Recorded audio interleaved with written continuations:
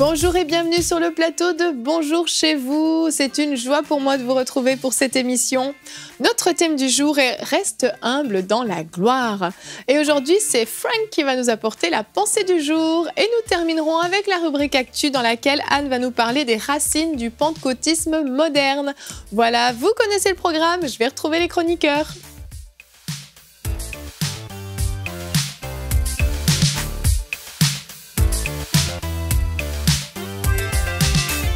Bonjour à tous. Bonjour Evelyne. Ça va bien? Bien, merci. Froidement. Oui. Pardon? Froidement. Froidement, eh oui, le froid du Québec est toujours parmi nous. J'espère que chez vous, il fait plus chaud. On a des gens qui nous écoutent de partout dans le monde. Il y en a, ils ont super chaud, ils ont même trop chaud. On a des amis en Polynésie française. Exactement. Bonjour les amis. Mareva Hubert. Mareva, bonjour. Exactement. Eux, je pense qu'ils n'ont pas froid. Hein. Non. Ah bon.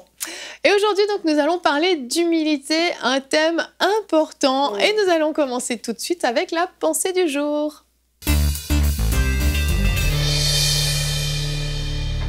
Frank, le titre de ta pensée, c'est la puissance de l'humilité.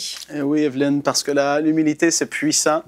Et on va aller lire ensemble en commençant le Proverbe 15, verset 33. La parole nous dit « La crainte de l'Éternel enseigne la sagesse et l'humilité précède la gloire ». Et le mot gloire ici, c'est en fait le mot hébreu « kabod » qui signifie richesse, splendeur, dignité, réputation, honneur, révérence, toutes ces choses. Et puis, lorsqu'on regarde à Jésus, le parfait modèle, on doit toujours regarder à lui, évidemment. On regarde, la première chose qu'il a fait, c'est qu'il a quitté son ciel de gloire et il est venu ici sur terre, naître dans une mangeoire. C'est la première des choses, pour moi, en tout cas, que ça me montre, c'est l'humilité. C'est énorme lorsque tu penses à qui est Jésus. Je veux dire, sa personne, il est Dieu et il décide de venir ici. Et la première chose qu'il démontre, c'est l'humilité. Je crois qu'il y a vraiment quelque chose, une grande leçon à apprendre. Et puis, qu'est-ce qui est drôle, c'est lorsqu'on est quelqu'un de humble et qu'on grandit dans l'humilité, parce que dans l'humilité, ben c'est ça, c'est progressif. Je veux même dire que l'orgueil, Dieu va nous révéler parfois des endroits dans nos vies où ce qu'on a de l'orgueil, on était ignorant que c'était là avant, en fait même. Et puis, on va progressivement grandir dans l'humilité. Et lorsqu'on grandit dans l'humilité, toutes ces choses-là, le fait d'être connu, d'être aimé des hommes, toutes ces affaires-là, on ne recherche pas ça. En fait, qu'est-ce qui va arriver, c'est que notre influence va grandir, Dieu va nous élever, comme on va le voir dans un passage qu'on va lire ensemble. Mais avant, on va lire Philippiens, chapitre 2, le verset 5 à 9. « Ayez en vous les sentiments qui étaient en Jésus-Christ, lequel, existant en forme de Dieu, n'a point regardé comme une proie arrachée d'être égal avec Dieu, mais s'est dépouillé lui-même, en prenant une forme de serviteur, en devenant semblable aux hommes, et ayant paru comme un simple homme, il s'est humilié lui-même, se rendant obéissant jusqu'à la mort, même jusqu'à la mort de la croix. C'est pourquoi aussi Dieu l'a souverainement élevé et lui a donné le nom qui est au-dessus de tout nom. » Et en fait, lorsqu'on lit ce passage, on se rend compte à quel point l'humilité va être un tremplin pour nous dans nos vies, même dans nos destinées, dans ce que Dieu veut qu'on accomplisse. De plus en plus qu'on va marcher dans l'humilité, de plus en plus on va avancer dans des choses qui vont être de plus en plus grandes. Et ça, c'est absolument glorieux. Et il y a beaucoup de gens qui veulent avancer dans leur vie, mais qui ne veulent pas prendre le temps de commencer là où Dieu leur demande de commencer, parce qu'à leurs yeux, c'est trop petit. À leurs yeux, je ne suis pas devant les hommes. À leurs yeux, c'est toutes sortes de raisons, toutes sortes de raisons pour lesquelles ils ne voudraient pas commencer là. Dieu nous demande de commencer à quelque part et il veut regarder notre cœur, l'humilité qui est là. Est-ce qu'on va être capable de persévérer dans ce qu'il nous demande, même si ce n'est pas reconnu par les hommes? On a fait des émissions sur la reconnaissance, sur toutes sortes de choses ici à Bonjour chez vous. Et aujourd'hui, on parle de l'humilité parce que c'est tellement important. La parole nous dit dans 1 Pierre 5, versets 5 à 7, « De même, vous qui êtes jeunes, soyez soumis aux anciens, et tous, dans vos rapports mutuels, revêtez-vous d'humilité, car Dieu résiste aux orgueilleux, mais il fait grâce aux humbles. Humiliez-vous donc sous la puissante main de Dieu afin qu'il vous élève au temps convenable et déchargez-vous sur lui de tous vos soucis, car lui-même prend soin de vous. » Et on voit, humiliez-vous donc sous la puissante main de Dieu afin qu'il vous élève au temps convenable. C'est tellement important de comprendre ces versets-là et il y a une importance qui est énorme reliée à l'humilité. Lorsqu'on regarde l'histoire de l'Église, les gens qui ont été utilisés, c'est des gens qui étaient humbles. Lorsque vous regardez autour de vous les personnes qui sont puissamment utilisées par Dieu et qui avancent vraiment de gloire en gloire, ce sont des gens qui sont humbles. Il faut vraiment prendre ça à cœur parce qu'il y a beaucoup de personnes qui veulent avoir des clés, toutes sortes de clés pour réussir et avancer. Mais je vous le dis, la simplicité d'être humble, de chercher à se rapprocher de Jésus. De plus en plus qu'on va être avec lui, de plus en plus on va se dire « Wow, c'est tellement une grâce. Tout ce que j'ai, c'est une grâce. Ça vient de toi, Dieu. Je te remercie. » Et ça garde vraiment notre cœur dans l'humilité. C'est tellement important. Et quand on regarde à Jésus, pour ma part en tout cas, les fois que ça peut arriver où est-ce que tu te dis « Ah, je dois faire ça, moi », ou peu importe la raison ou la situation, moi, qu'est-ce qui me vient en tête, c'est je pense à Jésus. Lorsqu'on lit ensemble dans Matthieu 20, verset 28, « C'est ainsi que le Fils de l'homme est venu, non pour être servi, mais pour servir et donner sa vie comme la rançon de plusieurs. » Je me dis, c'est énorme, Jésus, comment il était, comment il marchait, l'humilité qui était là. Lorsqu'il a lavé les pieds de ses disciples, les disciples, ils devaient se dire, « Mais qu'est-ce qu'il fait là? Mais pourquoi est-ce que lui, il fait ça? C'est pas lui qui doit faire ça, c'est nous qui devons lui laver ses pieds. » Tu regardes à son cœur et qui il était, moi, ça me touche, ça me travaille. À tous les fois, je pense à ça. Et comme j'ai dit, des fois, si on a de la difficulté avec quoi que ce soit, on a juste à se rappeler de Jésus. On dit, Jésus, t'as lavé les pieds de tes disciples, c'est sûr que je peux faire ça. Il n'y a rien que je peux me croire trop grand pour faire lorsque je regarde à toi. Et c'est énorme. Donc, si dans votre vie, vous voulez avancer, aller à un autre niveau, bien, soyez humble. Vraiment, demandez à Dieu, et ça, c'est quelque chose que vous pouvez faire tout simplement. Mais Dieu, est-ce que j'ai de l'orgueil qui est là? Je veux pas, comme la parole me dit, je veux pas que tu me résistes, je veux avancer et je veux vraiment avancer dans l'humilité. Père, révèle-moi s'il y a des endroits dans ma vie où est-ce que je dois travailler sur l'orgueil qui pourrait être là, parce que je veux grandir dans l'humilité. Lorsqu'on le fait en toute sincérité, comme j'ai dit au tout début de la pensée, Dieu va nous révéler des choses parfois qu'on savait même pas que c'était là. Et on va pouvoir dire, non, là, maintenant, ça, j'en veux plus dans ma vie. Je veux plus marcher dans l'orgueil vis-à-vis de ça. Je veux pas avoir une attitude hautain. Je veux pas ci ou ça. Et on va vraiment pouvoir avancer de gloire en gloire. Et Dieu va pouvoir nous utiliser de plus en plus puissamment. Et lorsque ça va arriver, lorsqu'on va être utilisé par Dieu, c'est ça qui est spécial. C'est quand on est humble, comme je l'ai dit, on ne recherche pas à avoir la gloire ou on ne recherche pas toutes ces choses-là. Et Dieu le sait. Dieu, sa gloire est pour lui. Et c'est tellement... C'est glorieux de pouvoir marcher dans l'humilité. Donc aujourd'hui, je vous rappelle, l'humilité, c'est puissant. Et avançons tous dans l'humilité. Amen. Amen. Merci beaucoup, Frank. Et c'est vrai que quand on marche avec le Seigneur, on a à peu près une certitude, c'est qu'on va avoir du succès dans ce qu'on va accomplir quand on marche avec Dieu. Le problème, c'est de demeurer dans le succès, dans la réussite pour Dieu. Et c'est là le défi. Et c'est ça, c'est ce dont tu as parlé. Cette humilité est essentielle dans notre marche avec le Seigneur. Et d'autant plus quand on a du succès. Un jour, le pasteur Dorothée, qui était venu ici dans nos studios, m'avait dit « Yveline, vous savez, Dieu ne partage pas sa gloire. » Et ça m'est vraiment resté cette phrase-là, et je veux toujours m'en souvenir. Dieu ne partage pas sa gloire. Quand on essaye de faire les choses par nous-mêmes, il ne s'agit pas seulement d'être quelqu'un de très orgueilleux et puis de se mettre en avant, mais même quand on veut faire les choses par nous-mêmes, déjà là, on prend la gloire à Dieu, en fait. Et c'est ce qui se passe souvent quand les gens commencent à avoir du succès. Ils vont commencer à compter sur leur propre force, leur propre capacité, pas forcément consciemment, en fait. Je ne parle pas forcément ici vraiment d'un orgueil volontaire. C'est souvent un orgueil involontaire qui contamine les chrétiens. Et là, à ce moment-là, la gloire de Dieu va se retirer parce que Dieu ne partage pas sa gloire. Ouais, pendant que Frank parlait, ça me faisait penser à Joel Osteen. Vous connaissez le pasteur de la plus grande église aux USA. Son père avait une église, John Osteen, je crois, de 8000 membres. Et lui, en fait, il était caméraman. Il avait tout un potentiel en lui, qu'il connaissait certainement. Il avait une grâce sur lui. Mais malgré tout, il servait dans l'humilité derrière les caméras. Il était caméraman, le fils du pasteur pendant des années. Et Dieu l'a vu, et Dieu l'a promu. Il a pris la succession de son père et il a amené l'église à une forte croissance. Et j'ai appris, c'est toi qui me l'as appris, Frank, Daniel Kolanda, il était en train de faire le ménage dans les bureaux de ses fans, dans le hall d'entrée, je ne sais pas où. C'est fan de Christ pour toutes les nations. Donc le ministère de Reinhard Bonnke, et tu m'expliquais que quand Bonnke est descendu, là le Saint-Esprit a arrêté Bonnke, il a posé ses yeux sur Daniel Kolanda, et là le Saint-Esprit lui a parlé, et il a pris Daniel Kolanda comme son successeur. Et qu'est-ce qu'il faisait? C'est spécial. Il passait le balai. Une anecdote, Frank, ça. Et là, j'en oublie. J'avais oublié. Il pourra la raconter, mais en fait, ce qui est formidable de voir, c'est que comme Moïse était l'homme le plus humble et tout ça, et Dieu a posé ses regards sur Moïse. Et dans Acte 13, je pensais à David, où Dieu dit « J'ai trouvé David, fils d'Isaïe, homme selon mon cœur ». Et Dieu continue, il dit « Pourquoi c'est un homme selon mon cœur ?» C'est parce qu'il accomplira toutes mes volontés. Et on met souvent l'accent sur le potentiel, etc. Mais ce qui attire Dieu, ce n'est pas nos capacités, nos talents. Ce qui attire le regard de Dieu, c'est cette clé, c'est l'humilité d'un cœur. Parce que Dieu savait que David n'allait pas chercher, parce qu'il n'était pas orgueilleux, mais qu'il était humble, à faire son propre empire, à faire les propres choses pour lui-même, mais qu'il savait qu'il allait chercher à obéir à Dieu parce qu'il avait un cœur humble. Il ne voulait pas qu'on qu'on le serve, il voulait servir. C'est ça. C'est ça. Donc c'est l'humilité qui attire ce regard de Dieu, c'est tellement important. Exactement. Le danger, c'est que souvent, quand on commence à porter du fruit, en fait, à voir Dieu se manifester au travers de nous, on oublie qui est la source de ce fruit.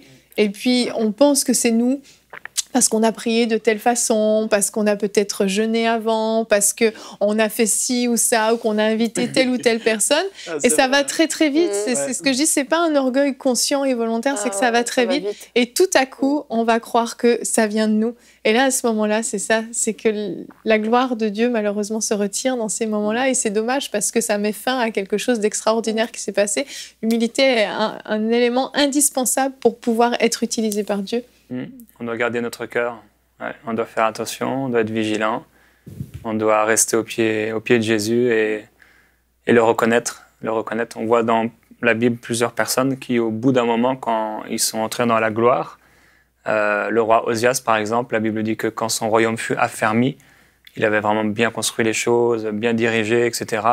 Son cœur fut enhardi d'orgueil, rempli d'orgueil. Ça a été la même chose pour Saül. Saül, au bout d'un moment, quand il était vraiment au plein pouvoir, son cœur s'est enorgueilli.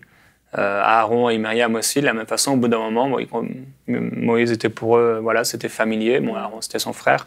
Il y a une familiarité qui s'est installée. Ils commençaient à peut-être aussi recevoir des choses de la part de Dieu. Et au bout d'un moment, ils se sont enorgueillis. Il faut faire attention, il faut être vigilant.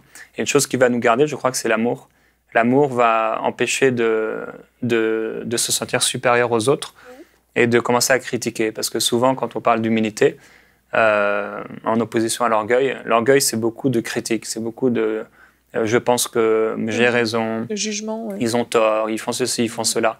Et souvent, on est tellement dans ce monde emporté ou même poussé à critiquer les autres, à critiquer les ministères, etc. Une chose qui empêche le réveil, on va parler du réveil tout à l'heure, mais c'est l'orgueil.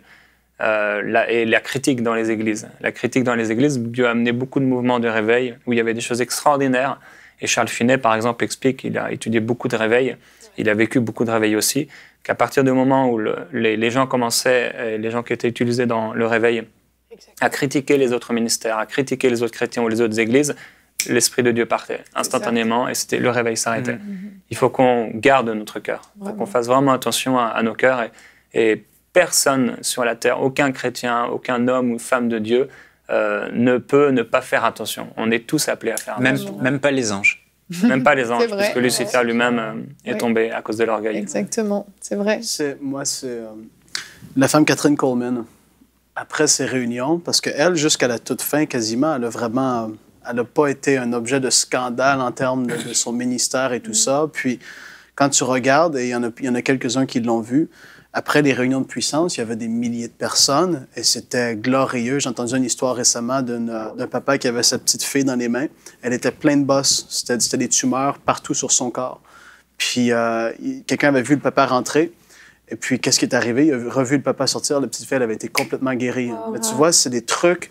C'était tellement fort, il y aurait tout le temps. Il y aurait toutes les raisons de s'enorgueillir puis de dire ah c'est moi la femme de Dieu. Et puis les gens, il y en a qui l'ont vu quelquefois après les réunions, elle quittait tout de suite. Elle restait pas parler avec tout le monde, elle quittait et elle allait s'enfermer dans un bureau, dans une place toute seule et elle pouvait pleurer devant le Seigneur tellement qu'elle était reconnaissante. Elle donnait toute la gloire à Dieu en privé, tu vois, et elle le faisait pas devant les hommes pour...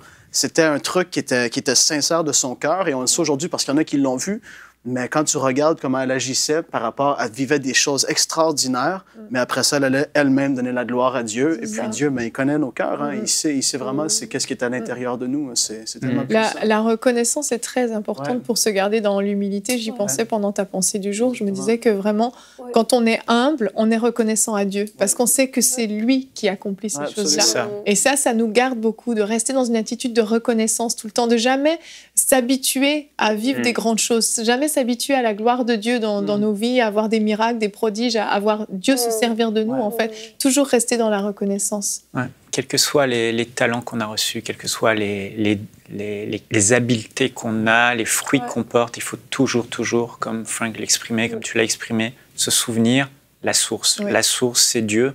Même celui qui est né avec des talents incroyables, c'est Dieu qui l'a créé. Et ça, c'est essentiel. Et ceux qui sont dans le ministère, moi, je me souviendrai toujours, dans mes débuts de ministère, il y a un moment donné, j'étais dans ma salle de bain et je suppliais le Seigneur de me donner plus d'onction, en fait. Et pendant une semaine, ça a commencé par une réunion, et pendant une semaine, tous les gens, tous ceux que je touchais étaient visités, même les proches, tous ceux qui rentraient dans ma chambre d'étudiant étaient touchés. Et c'est resté là, et j'avais pris pour acquis ça. J'étais jeune converti, je me suis dit, wow, ça y est, j'ai l'onction. Et puis il y a eu une fameuse réunion, et puis là j'arrive, il y avait une fille qui avait un problème. Je me suis dit en moi-même, aucun problème, je vais juste la toucher. Il se passait absolument rien, et j'étais tellement mal, j'avais envie de me cacher dans un trou de souris. Et là j'ai réalisé que c'était pas un acquis, mais c'était le Saint-Esprit. Et on doit toujours se souvenir. Et là, après, le Seigneur m'a parlé à mon cœur, et ça pourrait être formulé ainsi, c'est que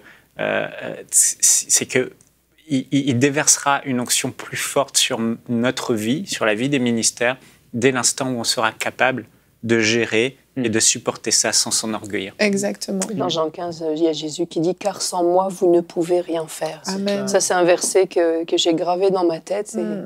Car sans lui, tu ne peux rien faire. Oui, c'est ça. C'est tellement vrai. Vraiment.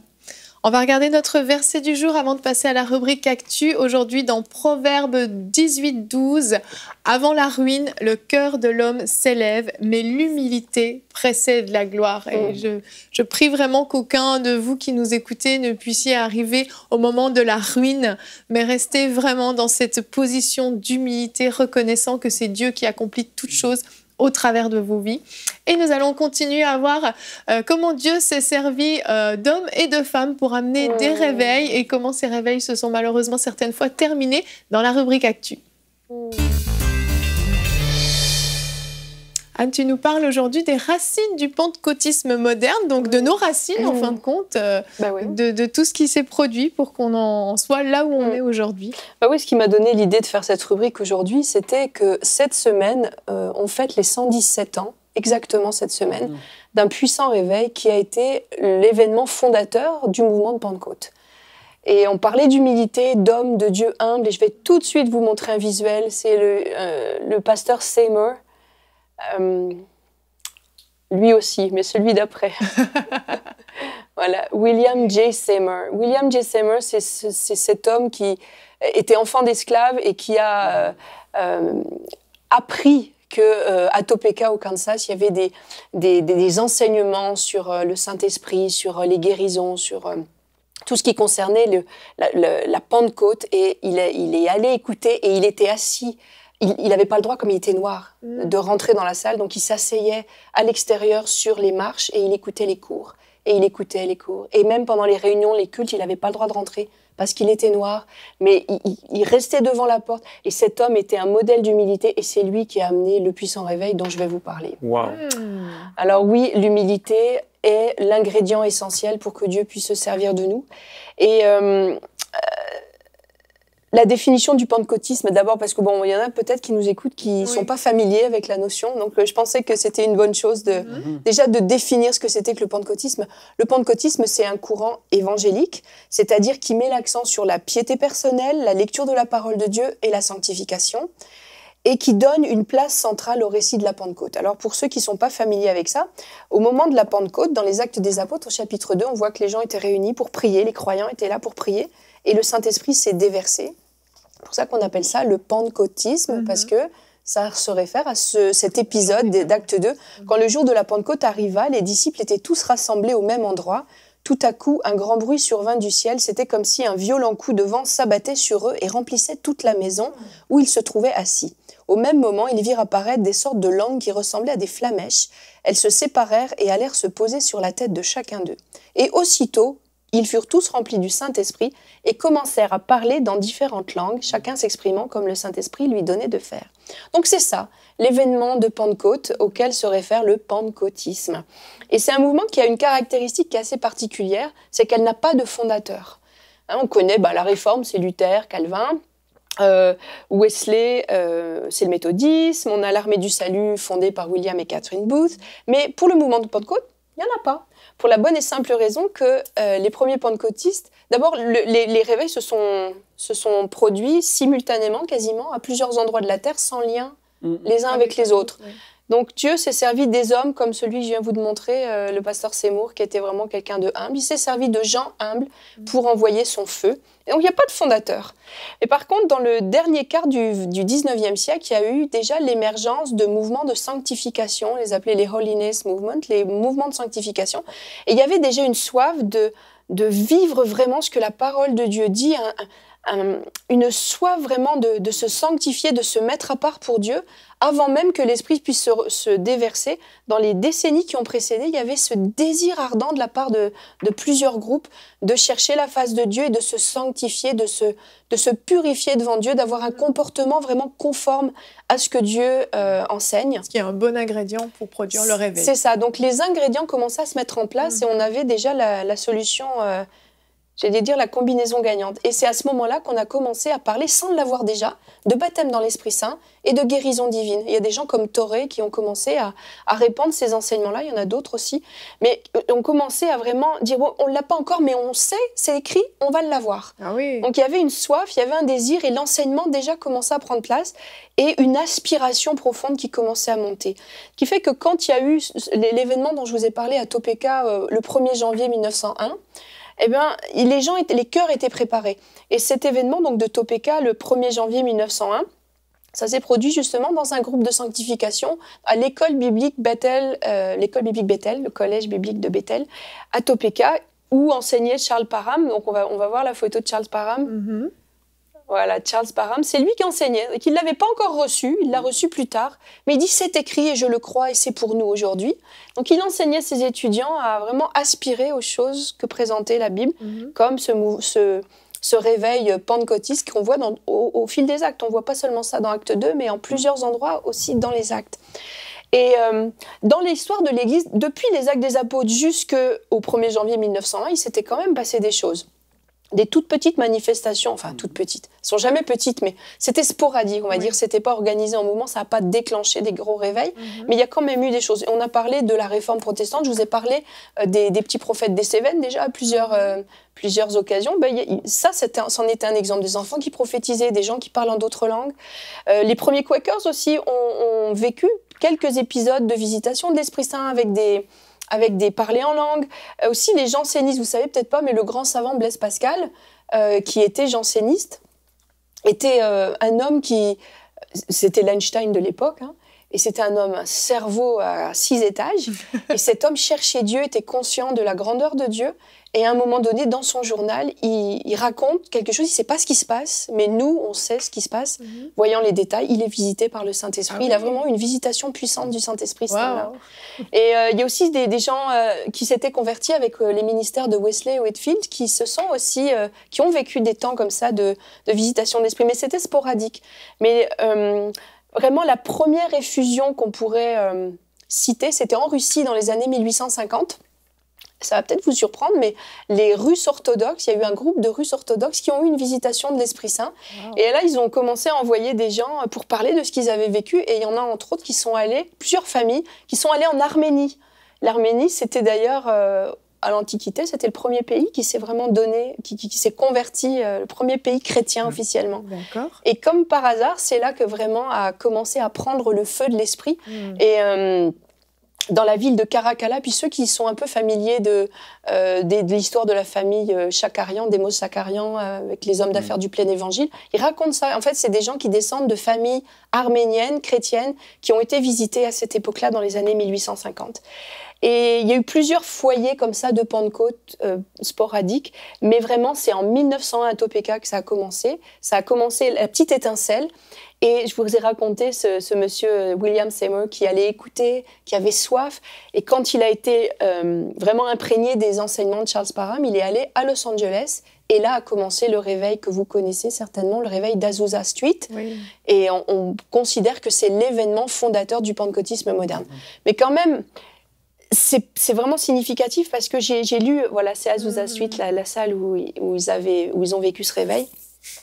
On estime que en 2018, maintenant, oui, en 2018, on estime à 800 millions de personnes les gens qui ont été impactés à la suite de ce réveil d'Azusa Street. C'est vraiment énorme. Donc en 117 ans, on estime à 800 millions de gens qui ont été impactés par ce qui s'est passé à Azusa Street. Wow. Et d'ailleurs, ça n'a pas commencé tout de suite à Azusa, c'était à Bonnie Brae Street, chez une petite dame, parce qu'en fait, ils avaient été mis à la porte. Ça te parle, William J. Seymour avait commencé à prêcher. Eux, leur but, c'était pas d'apporter, de fonder un nouveau mouvement, c'était juste d'amener comme des ferments de réveil et une soif. Donc, il avait prêché dans une église la veille, et le lendemain, quand il est revenu, il y avait un écriteau sur la porte, la réunion était annulée, le pasteur de l'église ne voulait plus qu'on parle de l'Esprit Saint. Oh, wow. Donc, il allait se réfugier avec les gens intéressés chez une petite mamie noire, qui s'appelait, je sais plus comment elle s'appelait d'ailleurs, celle-là. Mais en tout cas, elle c'était sur la rue Bonnie Brae. Okay. Et sur Bonnie Brae Street, il y a eu vraiment les premières effusions de l'esprit. Puis c'était tout de suite trop petit. Ils prêchaient sur le perron, les gens étaient dans la rue, la foule s'amassait. Donc ils ont loué à l'église méthodiste ce local, qui était un vieux truc dont personne ne voulait, des vieux entrepôts. Et là, vraiment, le feu de Dieu est tombé, à tel point même, dans les Actes des Apôtres, on parle de flamèche, de langue de feu. Et justement, pendant le réveil d'Azusa, les pompiers ont été appelés plusieurs fois parce qu'il y a des gens qui passaient dans la rue qui voyaient des flamèches tourbillonner autour de la maison. Et ils ont été appelés, puis ils arrivaient, il n'y avait pas de feu. Quelques jours plus tard, on les appelait, ils venaient, il n'y avait pas de feu. Parce qu'il y a des témoins oculaires non chrétiens qui passaient dans la rue, qui voyaient des flamèches. Donc, c'est pas juste une image métaphorique. C'est vraiment passé. Il y avait vraiment des langues de feu qui tombaient sur le bâtiment. Et comment ça a pu impacter autant de personnes quand on voit la taille du bâtiment qui est tout petit? Et quand on voit la taille du bâtiment, en fait, c'était tellement puissant. Il y avait des miracles, il y avait vraiment des guérisons spectaculaires. Il y avait ces gens qui parlaient en d'autres langues et des langues intelligibles, pas du charabia là. C'était vraiment des vraies langues que d'autres gens comprenaient. Et c'était tellement miraculeux que ça a attiré des gens de la terre entière. Il y a des gens d'Europe qui sont venus écouter, des gens d'Asie qui sont venus écouter et qui ensuite sont repartis avec le feu. Et ont répandu ce feu partout dans le monde. Et est-ce que c'est là à cet endroit où il y a eu des membres qui repoussaient là? J'ai pas entendu parler de ça, en tout cas. Susan, non, non plus, j'ai pas entendu des... J'avais vu une vidéo, un bras qui repoussait. J'ai pas entendu parler de ça, mais peut-être. Il y a eu tellement de miracles à Azusa Street.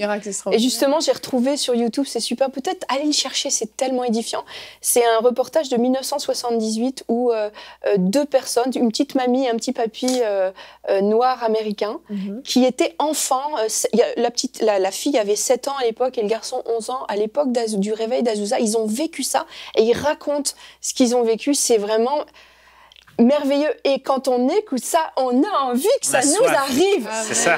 Et justement, je me suis dit, Seigneur, on prie tellement pour le réveil depuis des années. Alors, mais c'est quoi leur recette? Parce qu'on le veut. Et je me suis dit que ces choses-là ne sont pas arrivées par hasard. Et comme tu l'as dit dans la pensée du jour tout à l'heure, ça a pris des hommes humbles, des gens qui cherchent, qui ont la soif de Dieu, qui se mettent en règle, qui s'alignent avec les principes divins dans la sanctification, qui ont soif et qui sont humbles. Les réveils sont toujours arrivés par des gens humbles. Il n'y avait pas de prétentieux à l'origine des réveils. Quand l'esprit s'est répandu, c'était parce qu'il y avait des gens humbles. D'ailleurs, on va voir une photo des leaders d'Azusa Street, je pense qu'on l'a.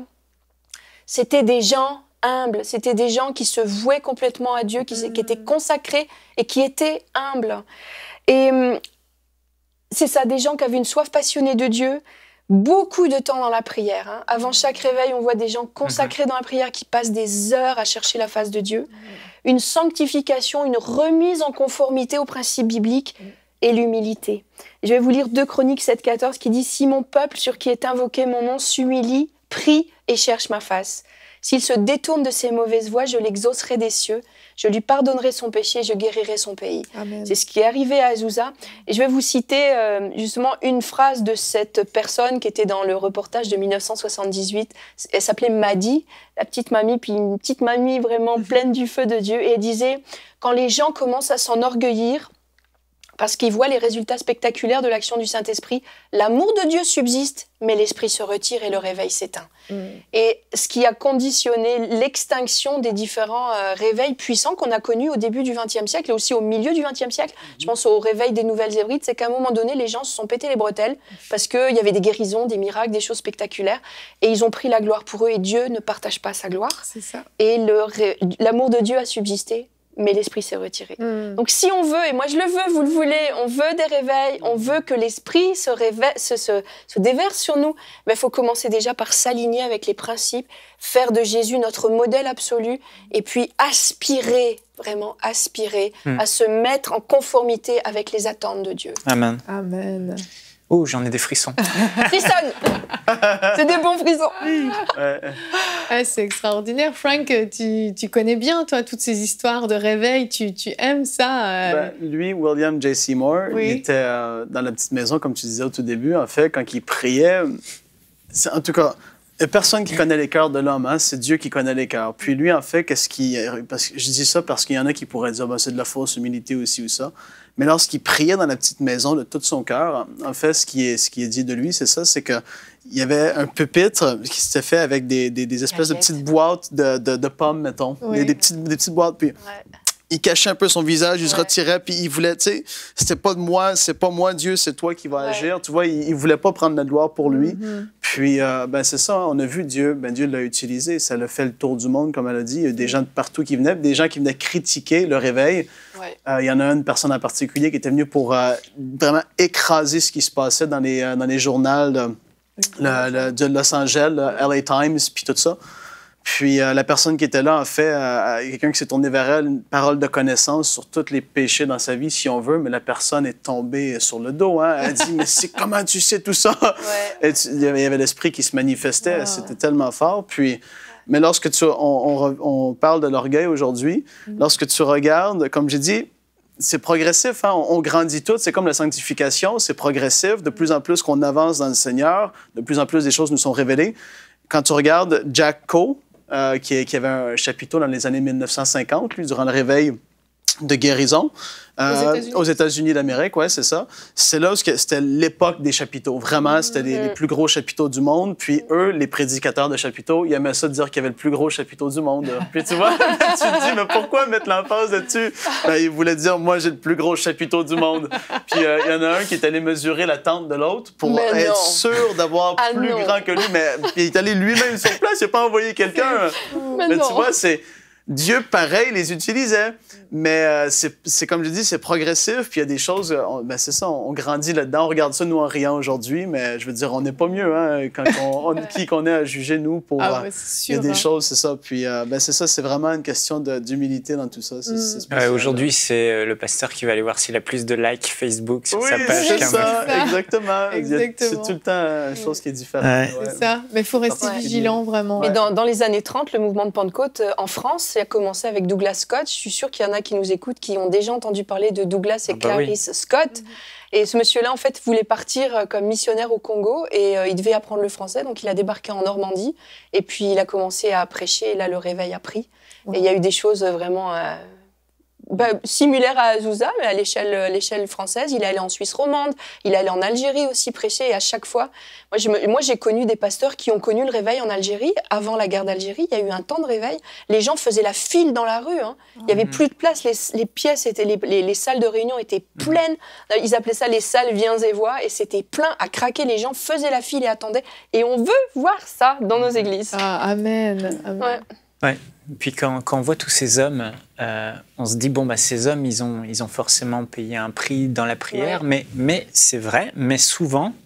c'est d'autres qui ont payé le prix pour eux. Dans des réveils, il y en a d'autres vraiment qui ont prié, mais Dieu les a choisis. Et pendant que j'écoute un peu tout ce qui est dit, je me dis, mais Seigneur, c'est vrai que ton regard parcourt la terre.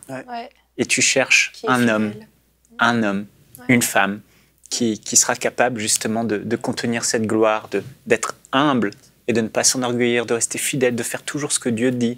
Et même des ados. Au réveil des Nouvelles Hébrides, c'est un adolescent que Dieu a saisi pour amener. Donc Dieu choisit des hommes selon son cœur. Et c'est tellement important de l'humilité. Je me souviens à l'île de la Réunion, d'où je suis originaire, c'était le pasteur Cizeron, des Assemblées de Dieu. 1966. C'est incroyable. Cet homme était pasteur en France, il priait pour des gens, il n'y avait pas de fruits, pas de fruits, pas de fruits.